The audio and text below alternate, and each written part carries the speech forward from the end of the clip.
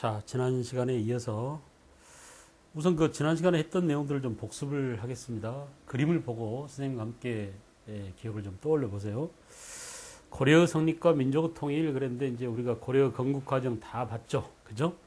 고려가 건국된 이후로 건국이 몇 년이라고 그랬죠? 918년 건국되고 그다음에 건국한 이후에 신라와 우호 정책을 강화. 결국은 이 신라와 우호 정책이 신라로 하여금 자발적으로 고려 태조 왕건한테 항복하게 만들었죠. 이게 이제 태조 왕건의 어떻게 보면 그 리더십의 발로라고 볼 수 있어요. 통일을 할 수 있는 그릇이 그만 컸다 이렇게 볼 수 있죠. 고려계 유의민들을 발해가 멸망하자, 그죠? 발해 멸망 연대가 언제라고 그랬죠? 926년. 이렇게 복습을 좀 해봅시다. 연대를 굳이 외울 필요는 없지만은 알겠죠? 그래서 통일 역량을 점차 강화시키고 이렇게 그 통일을 위한 준비를 차근차근 합니다. 여러분 생각해 보세요. 결국은 뭐냐? 935년에 신라가 먼저 항복했다고 그랬죠? 그리고 936년 바로 1년 뒤에 백제가 멸망하게 됐습니다. 알겠어요? 후백제죠, 후백제. 그래서 결국 민족의 재통일, 민족의 완전한 통합을 추진했다. 신라의 통일에 비해서 태조 왕건의 통일은 그만큼 통일의 내용상 보다도 완벽했다. 우리가 이제 이렇게 배웠습니다. 됐습니까? 그 다음에 이렇게 태조 왕건은 고려를 세우고 또 후삼국을 통일하고 그 이후에 태조 왕건의 정치적 역량이 어떻게 개혁 정치로 이어졌느냐 그런 문제겠죠. 여러분 민생 안정 기억나는 단어가 있죠. 이거 뭐죠? 그래요. 취민 유도. 그래서 10분의 1로 세금을 깎아줬다라는 점 기억나세요? 그러니까 후삼국 때 이렇게 힘들었던 백성들의 생활을 안정시키기 위한 그런 노력을 하더라. 알겠죠? 그래서 민생 안정을 위한 노력을 했었다라는 점 잘 알아두시고요. 그 다음에 이제 호족 세력을 통합하기 위한 그런 정치를 했었습니다. 이 호족 세력 융합 정책이 바로 뭐였죠? 혼인 정책, 결혼을 29번씩이나 했다고 했습니다. 부러워하는 사람들이 많은데 부러울 필요가 하나도 없어요. 역분전을 지급하고 이건 누구한테? 호족들에게 역할별로 나눠준 토지 기억납니까? 나중에 우리가 전시과를 할 때 또 이 토지에 대한 내용을 또 하겠어요. 그 다음에 사신간제도, 기인제도. 여러분 사신간제도나 기인제도는 호족을 어떻게 하기 위한? 견제하기 위한. 요 두 가지는 호족한테 혜택을 줬다면, 그러니까 요즘 말로 하면 당근을 줬다면 요건 뭐죠? 채찍이죠. 인질로 잡아두고, 알겠어요? 지방을 책임져라 이렇게 하는 사신간제도.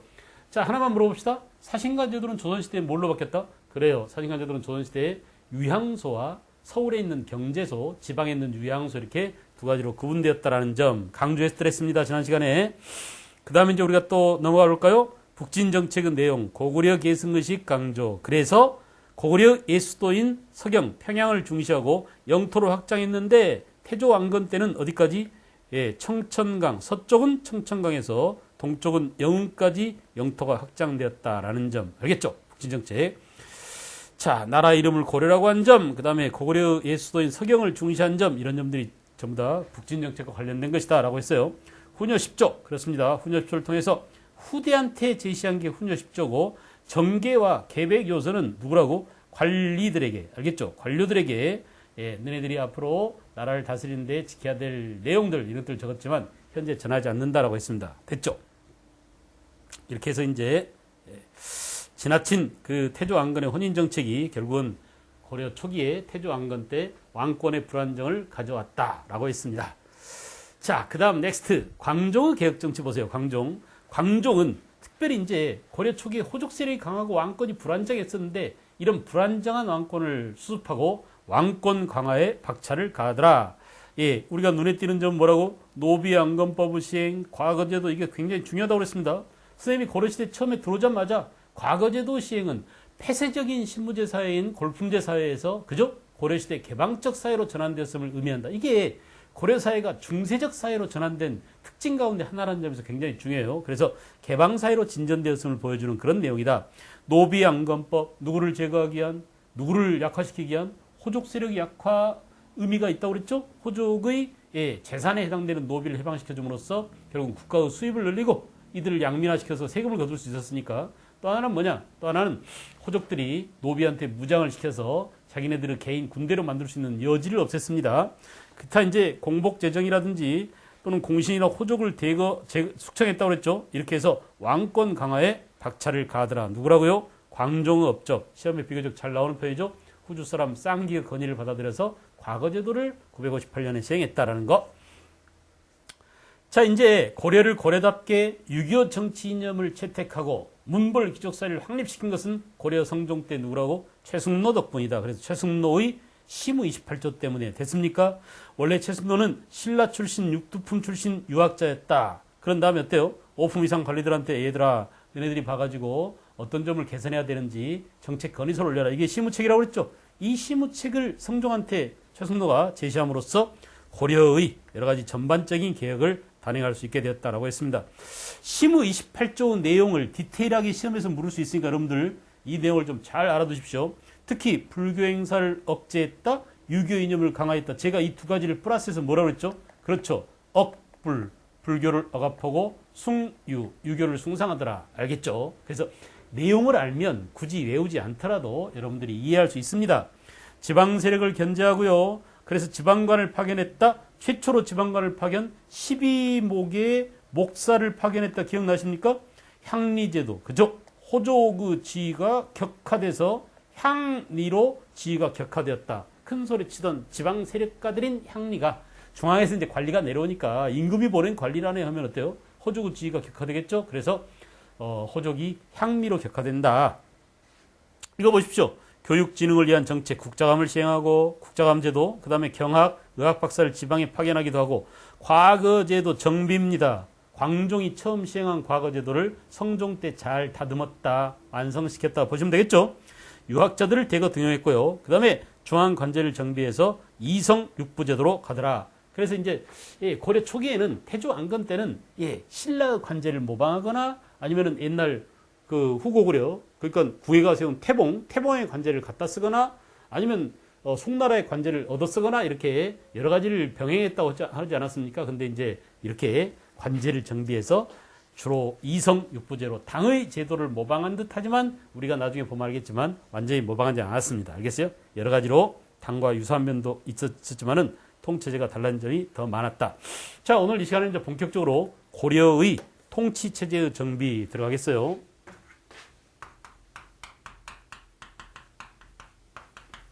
중앙 정치 제도부터 보도록 하겠습니다. 우리가 이제 기본적으로 고려의 중앙 제도는 뭐라고 그랬죠? 이성 육부제도다. 이성 육부제도.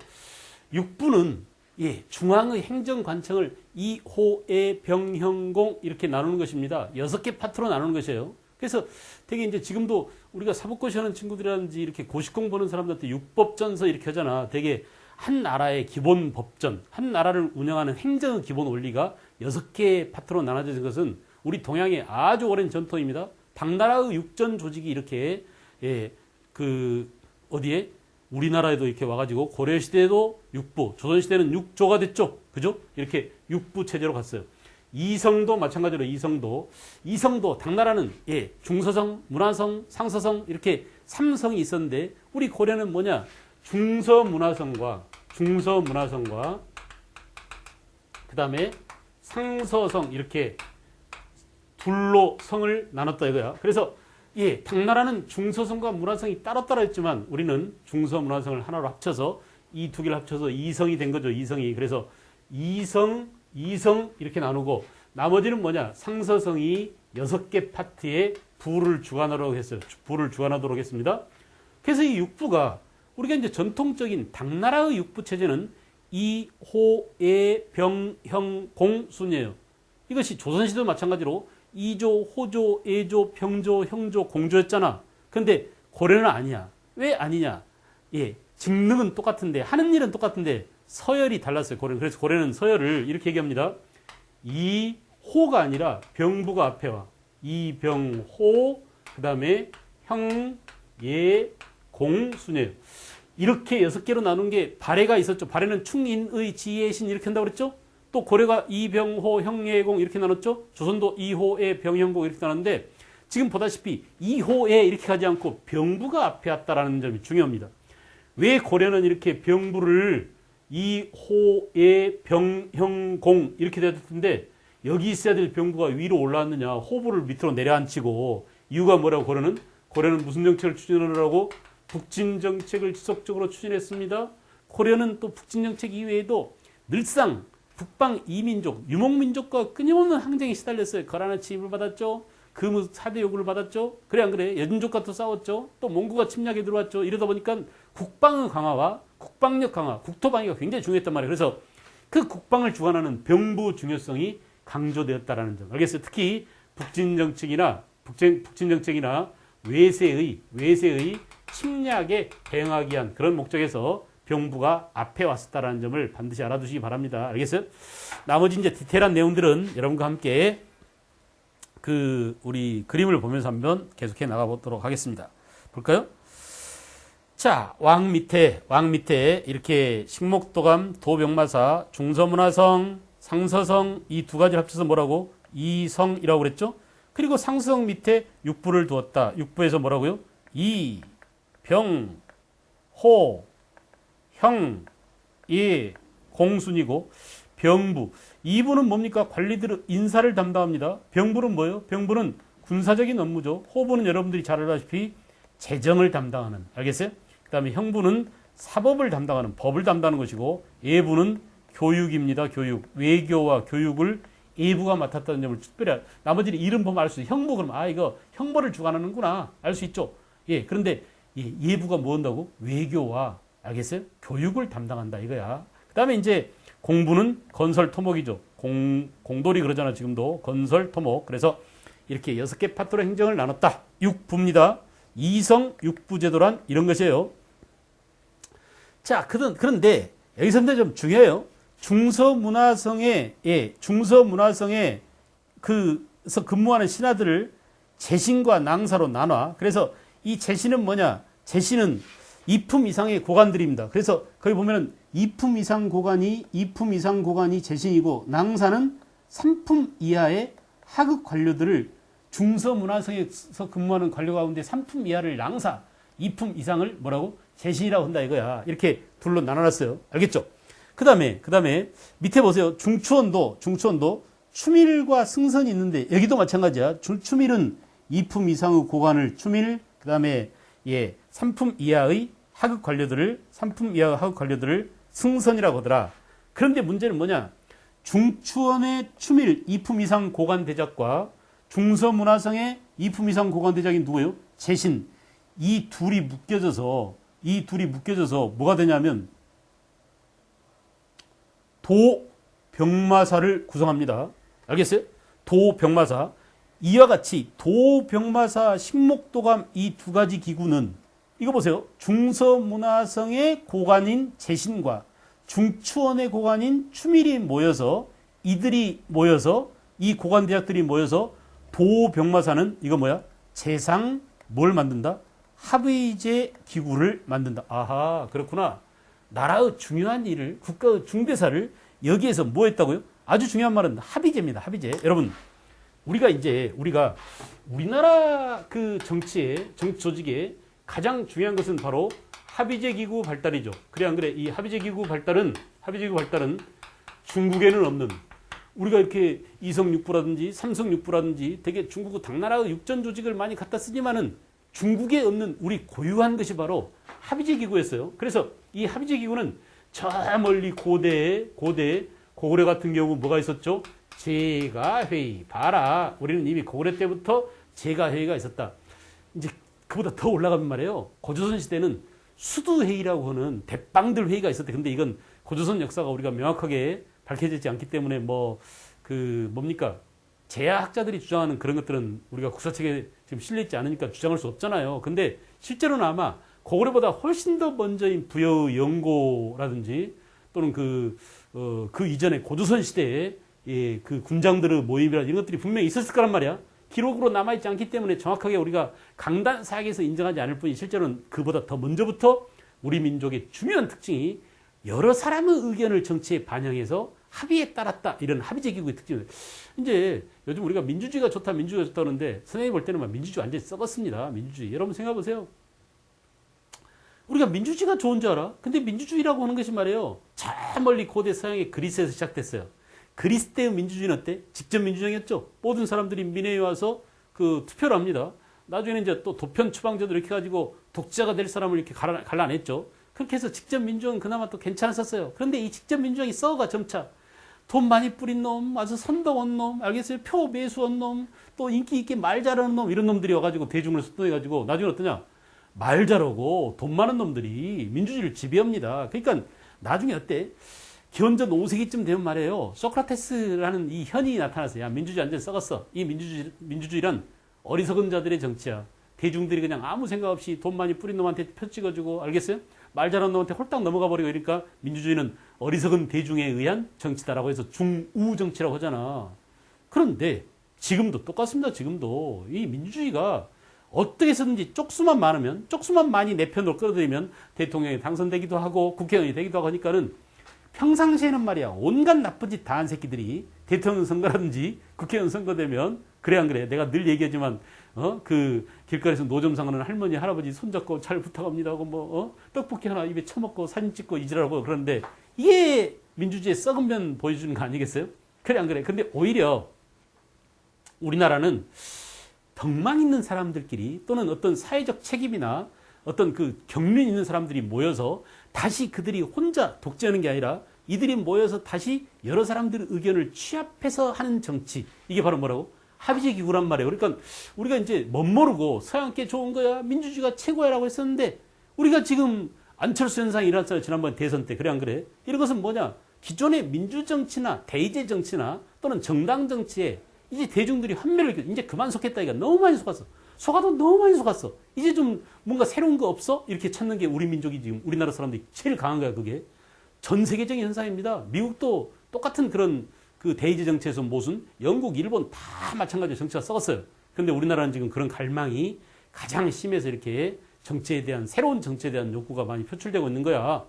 지금 얘기가 엉뚱한 데로 빠졌는데, 그런데 잘 생각해 보면 서양에서 들어온 민주주의보다 훨씬 더 좋은 체제가 어쩌면 우리 민족의 전통과 우리 역사와 우리 문화 속에서도 발견할 수 있다. 이런 얘기야. 그거 한번 참고로 봅시다.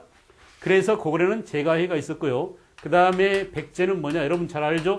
정사암이라고는 바위 이름인데 너럭바위의 사람들이 모여서 국가 중대사를 결정했다. 수상이 될 사람의 이름을 봉투에 담아서 이 바위 위에 올려두기도 했다. 우리들의 의견이 이러하니 앞으로 우리나라를 다스릴 수상으로서는 이 사람을 추대합니다. 이런 식이죠. 그래 안 그래? 그러니까 선거라는 게 어떻게 보면 제일 좋은 것 같지만, 선거 치른 다음에 앙금이 얼마나 났습니까? 내가 안 찍은 새끼가 대통령이 돼버렸어 저거.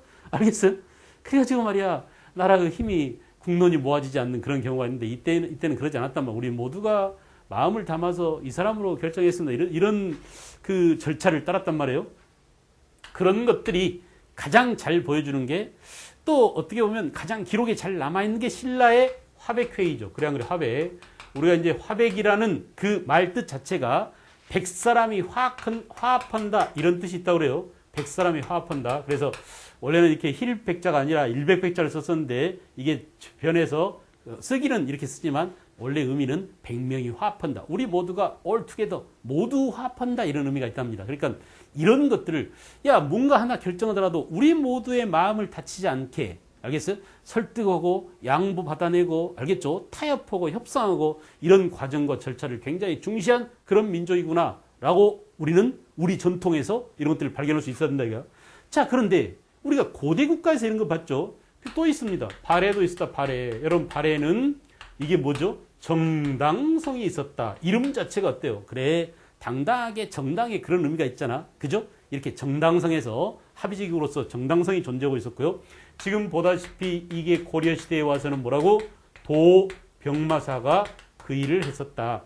고려 후기가 되면 이 도병마사보다 훨씬 더 권한이 세진 뭐가 됐어요? 도평의사사로 바뀝니다. 알겠죠? 도평의사사. 그죠? 자, 이런 전통은 조선시대에 이어져서, 조선시대는 의정부에서 이런 일을 했었고요. 나중에는 뭐냐? 나중에는 비변사로 합의제 기능이 나옵니다. 도병마사나 비변사는 합의제 기능이 훨씬 더 강화된, 알겠죠? 그런 제도적 장치를 마련하고 있었다. 알겠어요? 합의제 기구. 지금 우리는 뭘 보고 있나? 고려시대의 도병마사를 보고 있는데, 이 도병마사는 뭐냐? 중서문화상의 고관인 재신과 중촌의 고관인 추밀이 모여서 나라의 중요한 일을 결정하는 회의를 따로 구성하고, 이들이 모여서 뭐 했다고요? 예, 도병마사를 구성하고 거기서 이제 중대사를 결정. 또 그 도병마사와 함께 식목도감은 법을 만드는 거죠. 법이나 격식을 만드는 것이 바로 식목도감이에요. 알겠죠? 그래서 이렇게 합의제 기능을 강조했었다라는 점. 자, 그 다음에 또 하나 중요한 것은 중서문화성의 하극 관리인 이 낭사와, 그죠?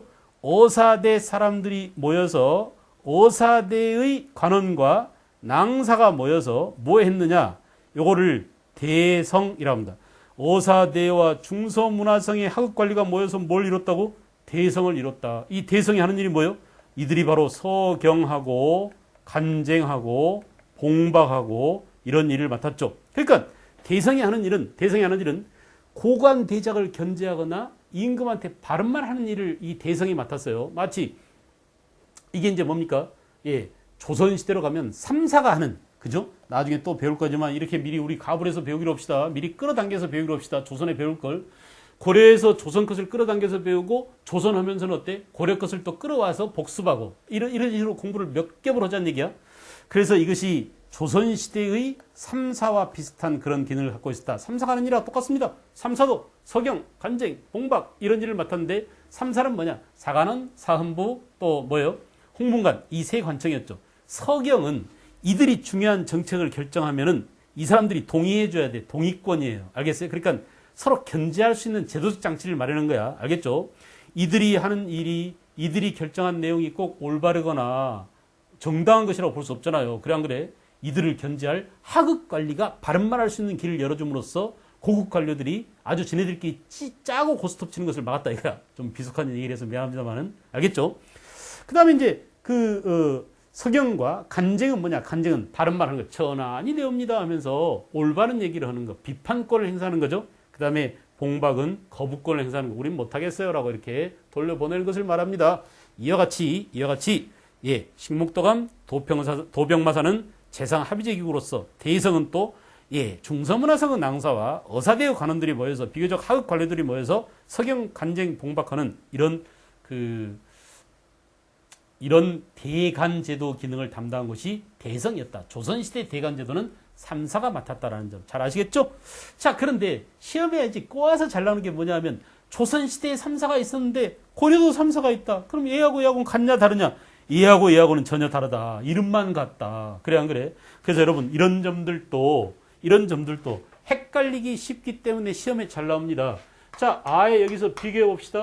우리가 고려시대의 것과 조선시대의 것이 있는데 서로 다른 게 있어요. 고려시대의 삼사와 조선시대의 삼사는 다르다. 알겠죠? 또 고려의 백정과 조선의 백정은 같겠어요? 다르겠어요? 같으면 내가 써놨겠어요? 다른 거지. 그래 안 그래? 다르다. 알겠죠? 미안해. 조선의 백정은 서로 다르다. 알겠죠? 고려의 삼사는 화폐나 곡식의 출납 회계를 담당하는 것이고 조선의 삼사는 고려의 뭐랑 같다? 대성과 같다. 아까 했잖아요. 됐어요? 다시 고려의 백정은 일반 양인 농민을 백정이라고 그러고 조선시대의 백정은 소, 돼지 잡는 그야말로 우리가 알고 있는 개백정 이런 놈들입니다. 알겠죠? 돼지 껍데기 벗기고 말이야. 내장 도려내고 살 벗겨내고 하는 그 백정을 말해요. 도살업자를 말하죠. 알겠죠? 그래서 천인 백정은 조선시대의 백정이고 고려시대의 백정 그러면 이건 일반 양인 농민을 말한다. 아시겠어요?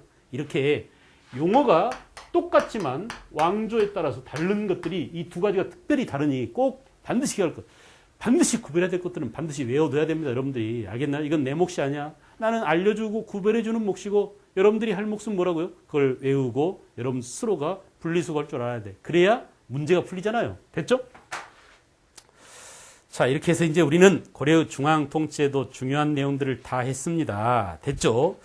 자, 우리는 여기서 한 가지 중요한 사실을 발견해내야 돼요.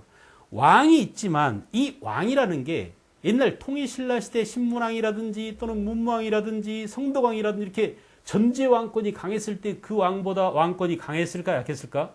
약했습니다. 고려시대에는 왕 중심의 사회가 아니에요. 한때 고려가 왕 중심의 사회인 줄 알고 미친 듯이 까불던 임금이 누구냐? 미칠광자는 아니야. 빛광자입니다. 근데 그 광종 때 그랬어요. 그러다가 광종이 나중에는 거의 좀 실성한 취급을 받았죠. 그래 안 그래? 그런 것처럼 말이에요. 그런 것처럼 고려 초기에 왕권이 약화되자 태조 왕건 때 다시 왕권을 만회하고 전제적인 권력을 휘두르려고 하다가 광종이 알겠어요? 이걸 누가 다시 막았습니까? 성종 때 최승로가 막았어요. 전하, 우리는 고대국가가 아닙니다. 왕 중심의 시대가 이제 아니에요. 시대착오적인 그런 짓 하지 말고요. 이제 우리 귀족들한테 발언권을 좀 주세요. 그래서 옛날 신라 때 호족 출신 또는 신라 때 육두품 출신 또는 고려 초기의 공신들 이런 사람들, 과거 시험 봐서 올라온 사람들 이런 사람들의 권한을 대폭 강화해서 그들의 권리를 강화시켜줬습니다. 우리가 지금 이 정치조직에서 이렇게 재상들의 합의제 기구를 중시했다라는 점 뭐냐? 고려가 5품 이상 고관 대작들 특히 뭐라고요? 문벌 귀족 중심의 통치 조직을 갖고 있었음을 알 수 있다 이거야. 알았어요? 그 시스템, 그 얼개를 이 안에서 우리가 한눈에 볼 수 있다 이겁니다. 아시겠죠? 그래서 옛날 고대국가 통일신라 때는 왕 밑에 집사부, 집사부 밑에 시중, 이게 대빵이야. 나머지는 뭐야? 전부 다 그냥 일사불란하게 시중 밑에서 시랑 육두품들이 전부 다 명령을 집행하고 이랬잖아요. 근데 여기는 훨씬 더 정밀하게 서로 견제하고 임금이라도 함부로 권한을 행사하지 못하게 또 고관 대작들이 함부로 못하게 3품 이하 하급 관료들이 또 고관 대작을 견제하기도 하고 이렇게 서로 얽히고 설켜서 문벌 귀족의 이해관계를 강화시키는 알겠어요? 그런 체제로 만들어 놨다라는 겁니다. 됐습니까? 여러분들이 이제 충분히 이해하셨을 줄로 믿어요. 그 다음에 지방조직은 지방행정조직은 잠깐 생각해 보세요. 고려시대는 말이에요. 고려를 건국하자마자 중앙에서 지방을 컨트롤할 수 있었어요? 없었어요? 안 됐죠. 왜 고려는 고려 초기에 지방을 마음대로 컨트롤 못해? 지방에 누가 있어서? 호족들이 워낙 셌기 때문에 그 태조 왕건이 그 호족을 꼬시려고 어때? 야 너네 딸 있으면 나한테 시집보내 해가지고 호족의 딸과 혼인해서 겨우겨우 지방을 진정시켜 놨습니다. 알겠죠? 그럼에도 불구하고 호족들은 지방에서 난 지방에서 왕이나 마찬가지야. 내가 대빵이야. 나는 임금의 장이냐? 임금이 내 사이야. 우리 딸이 왕비야. 이렇게 하면서 막강한 권세를 휘둘렀다 이거야. 이걸 진압한 임금이 누구라고? 광종이었다. 그런 다음에 어때요? 이제 균형을 맞춰서 이제 임금은 좀 양보하시고 문벌귀족 중심의 사회, 유교 중심의 사회, 과거가 통용되는 사회, 개방적인 사회로 가자라고 한 게 최승로 심의 28조라고 그랬죠? 알겠죠? 자, 그런데 지방은 지금 뭐냐? 여전히 호족들의 세력이 강했고 최승로가 심의 28조 올려서 성종 때가 됐습니다. 성종 때도 지방에 겨우 12곳에만 지방에 관리를 보내. 이게 바로 뭐였죠? 12목의 목사를 파견. 그 밑으로는 못 보냈어요. 그래서 아하, 성종 때까지도 여전히 지방이 잘 정비되지 않았구나. 그러다가 이제 고려 현종 때 대세야 비로소 주군현 제도를 설치하고 오도 양계 체제로 갑니다. 그래서 여기 보세요. 전국을 5개의 도로 나누고 이 5도에 안찰사를 보냈는데 주의해야 됩니다. 이 안찰사는 임시직이에요. 임시직. 그래서 조선시대의 관찰사하고 비교해 보세요. 우리가 조선시대의 관찰사는 임금이 전라도 관찰사, 황해도 관찰사 이렇게 하면 그 전라도나 황해도, 경상도에 관찰사를 보냅니다. 보내서 애야 너 지방에 가서 1년간 네가 책임지고 그 지역을 다스려라. 너는 그 군사, 행정, 알겠어요? 사법, 상권을 다 가져가서 임금 대신 네가 권한을 행사하면서 반드시 국가를 위해서 충성을 다하고 나라에 세금 잘 내고 나라님 말씀 잘 듣게 네가 확실하게 지배하고 와. 이렇게 지방에 관찰사를 보내서 파견합니다. 근데 이 안찰사는 뭐냐? 안찰사는 일이 있을 때야 요번에 함경도에서 좀 무슨 일이 있다는데 한번 가보고 올래 해가지고 한 사람이 명령받아서 안찰사가 돼가지고 지방을 돌아와요. 이렇게 알았어요? 그때 파견되는 임시직이었다. 알겠죠? 가서 있을 것도 없어. 가서 둘러보고 다시 와야 돼. 알겠어요? 그래서 이렇게 임시직이었고요. 안찰사. 관찰사는 조선시대 거, 고려시대는 안찰사라는 점 구분해야 됩니다. 그 다음에 이제 주, 군, 현까지만 지방관이 파견됐죠. 그래, 안 그래? 그래서 주, 군, 현까지 파견되고, 주군에는 주에는 뭡니까? 지사, 군에는 군수, 현에는 현령, 그 다음에 촌에는 역시 자치였어요. 알겠죠? 자, 문제는 뭐냐? 주군에 지방관이 파견된 곳도 있었고, 지방관이 파견된 주나 지방관이 파견된 군을 주군이라고 했고, 지방관이 파견된 현을 주현 그랬어요. 그런데 이 주군이나 주현은 지방관이 있는 곳을 말하고, 알겠죠? 주나 군 또는 현에 행정구역은 있는데 중앙에서 관리를 파견하지 못해. 왜 파견하지 못하냐? 그 지방에 아직도 향리의 힘이 세. 호족의 힘이 세. 그래서 중앙에서 관리를 파견하잖아. 너 이 새끼 뭐야? 여기는 내 말빨이 더 세. 네가 세나 내가 세나 해볼까 해가지고 결국은 쫓겨옵니다. 그러니까 지방의 텃세가 심해가지고 중앙에서 관료를 파견하지 못하고 할 수 없이 행정구역은 있는데 그 지역의 관리를 파견하지 못하고 비워두는 곳, 이걸 뭐라고 하냐면 속군 또는 뭐야? 속현이라고 해요. 그래서 지방관을 보내지 못한 속군이나 속현이 지방관이 파견된 주군이나 주현보다 오히려 더 많았다 이거야. 여러분, 지방관이 없는 그 지방행정구역이 더 많다는 얘기는 고려시대는 지방제도가 잘 정비됐다 안 됐다? 안 됐다는 얘기죠. 결국 이걸 다른 말로 바꿔 말하면 중앙집권이 강화됐다 안 됐다? 안 됐답니다. 중앙집권력 약화라고 얘기해요. 이거 표현, 말로 표현. 어느 쪽을 표현할 때 중앙집권이 약했다.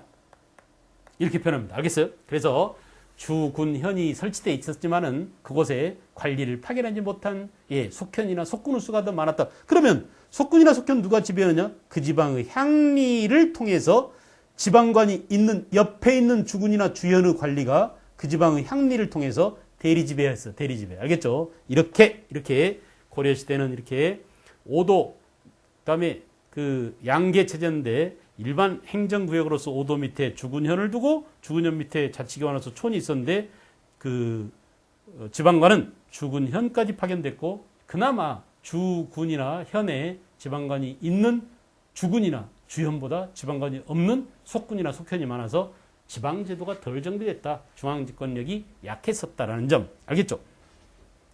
그 다음 이제 양계는 좀 특별합니다. 이 양계처럼 이런 것이 있는 게 고려시대밖에 없었어요. 이 양계는 뭐냐? 군사적 행정기구라고 합니다. 군사적 행정기구.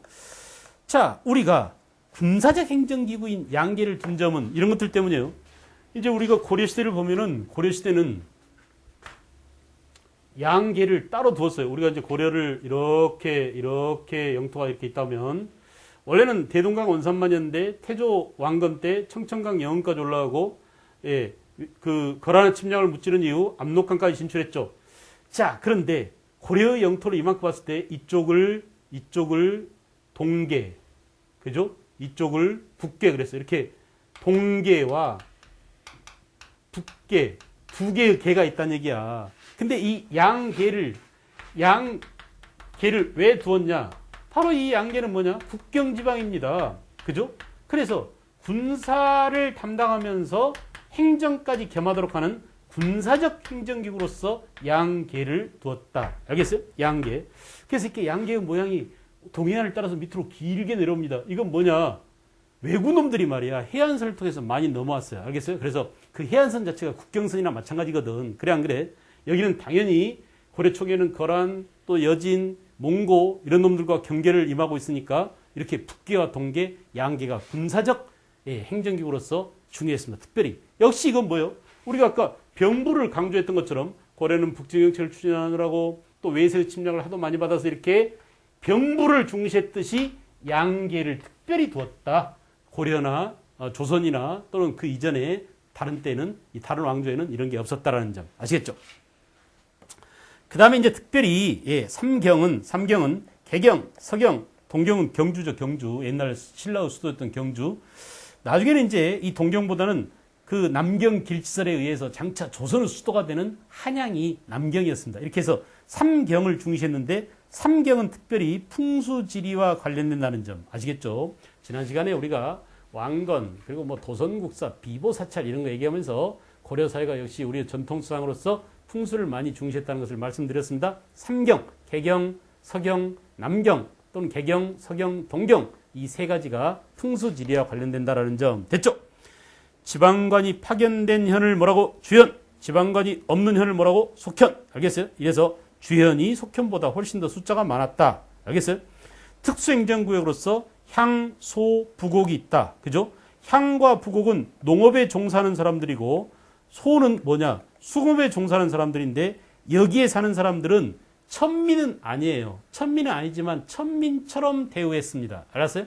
그런 의미에서 특수행정구역이었다라고 얘기합니다. 왜냐하면 반란자의 무리라든지 너 일로 와. 너네들이 옛날에 반란 일으켰지? 여기 따로 거주해. 라고 해서 반란자들을 따로 모여 살게 하거나 아니면 반란을 일으킨 그 도시 자체를 하나의 일반 현에서 소나 부곡으로 강등시켜버리는 거예요. 알겠어요? 그렇게 해서 그 지역을 특별 관리하는 겁니다. 세금도 더 왕창 때리고, 알겠죠? 더 일도 가혹하게 시키고, 이렇게 함으로써 차별도 했습니다. 그래서 역시 향리의 지배를 받았겠죠. 속현과 특수행정구역, 향소부업 같은 것들의 실제 행정은 누가? 향리가. 이 향리가 고려시대에 실제로 지방을 통치하는, 지방을 다스리는 끝발이 있어. 다시 말하면 조세, 공납, 요역 이런 것들을 누가 징발했다고? 향리가 징발했다라고 알아두시면 되겠습니다. 됐을까요? 이렇게 해서 이제 우리는 지방제도까지 살펴봤고요.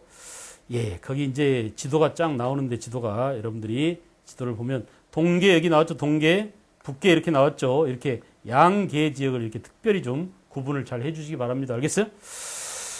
자, 그 다음에 넘어가서요. 군역제도와 군사조직인데 고려는 아주 간단합니다. 외롭게 따로 없어요. 고려 군사제도는 뭐냐? 중앙군과 지방군이 있다. 중앙군에는 2군과 6위가 있는데 2군은 왕실을 지키는 국왕을 지키는 친위부대이고 6위는 뭐냐? 6위는 중앙군 가운데 수도 경비와 국경을 방어하는 정예부대다. 이렇게 보면 돼요. 알겠죠? 정예부대. 그 다음에 지방군 가운데서도 항상 상비군이야. 항상 상자를 항상 준비하는 군대니까 상비군이죠. 그래서 이들은 주진군인데 주진군 주로 이 주진군이 어디에 파견되냐면 양계 지역에 그러니까 국경지방이죠. 국경 수비를 담당하는 이 양계 여기에 이제 6위 군대들은 뭐야? 가서 지휘관 노릇을 하고 쫄따구들은 거기 가서 어때? 상비군으로서 근무하는 겁니다.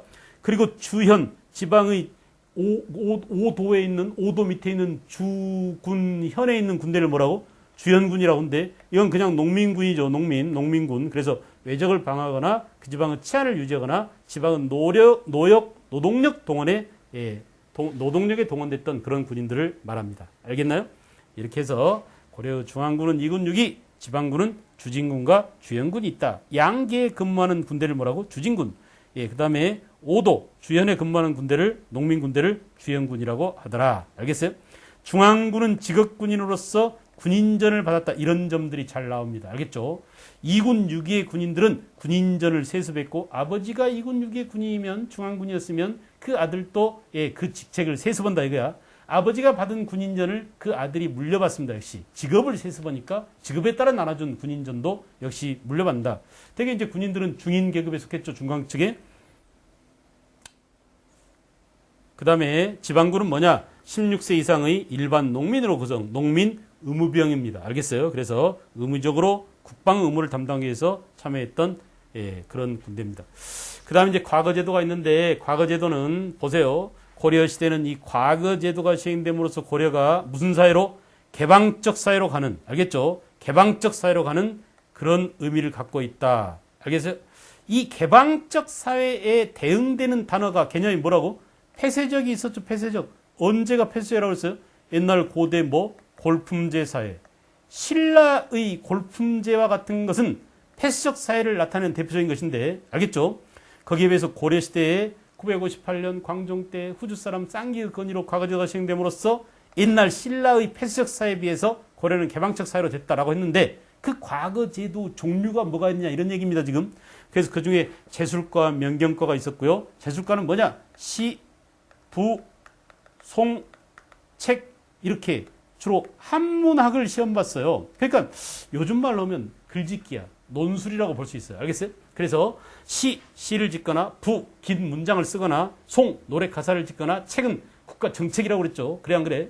그런데 명경과는 뭐냐면 여기는 유교 경전을 사서상경 이런 것들을 달달달달 암송하는 거야. 알겠어요? 유교 경전. 그래서 이렇게 제술과 명경과 중에서도 제술과를 더 중시했다. 알겠죠? 둘 다 문과입니다. 주의할 것은 뭐냐 하면 이렇게 둘 다 문과는 과거만 있었지 무과는 없었다. 이 무과가 없었다는 말은 고려시대 문신과 무신을 어떻게 했다? 동등하게 대접했어요. 차별대우했어요. 차별대우했습니다. 이것이 또한 무신난의 원인 가운데 하나였다. 우리가 고려 첫 시간에 얘기했잖아요. 1170년 무신난이 일어나가지고 그 전에 있었던 과거 봐서 올라온 놈들, 머리에 목물 든 놈들, 문신들을 다 도륙을 내버렸다고 그랬죠? 이런 것들이 원인이 됐습니다. 문무차별대우가. 알겠죠?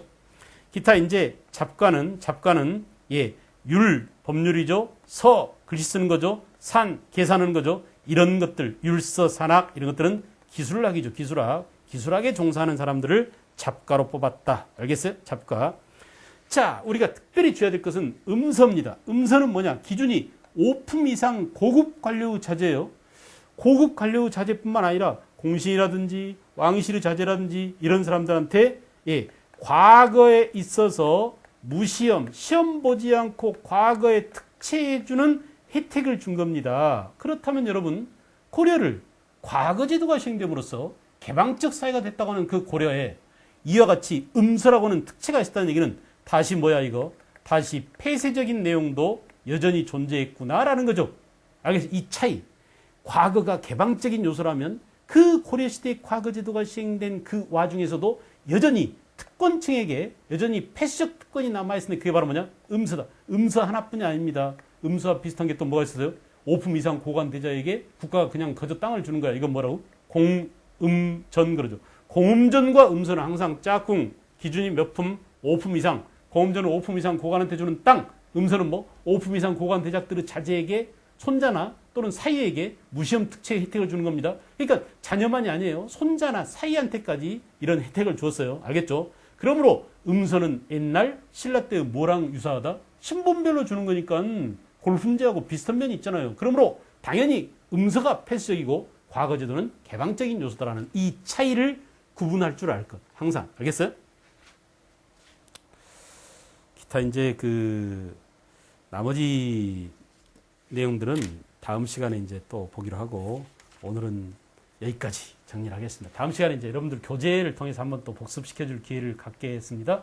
오늘 강의 들은 내용을 통해서 여러분들은 교재를 좀 미리 보십시오. 그러면 선생님이 설명한 내용이 여기 다 나와 있네. 이렇게 해서 자기 나름대로 정리해 두면 다음 시간 시작하기 전에 또 제가 어떻게 하겠어요? 그 책을 가지고 또 복습시켜 주겠죠. 그럼 여러분 어때? 가만히 앉아서 그냥 알겠어요? 감 떨어진 거 다 먹고 씨앗까지 모아놨다가 내년에 심어서 감나무까지 또 생기겠죠? 알겠습니까? 자, 이렇게 공부를 어려워하지 말고 몇 벌씩 하니까 이제 내가 확실하게 외우려고 막 공책에다 쓰고 뭐 하지 않아도 알겠네. 이렇게 자신감을 늘 가지시기 바랍니다. 오늘은 여기서 마치도록 하겠습니다. 수고했습니다.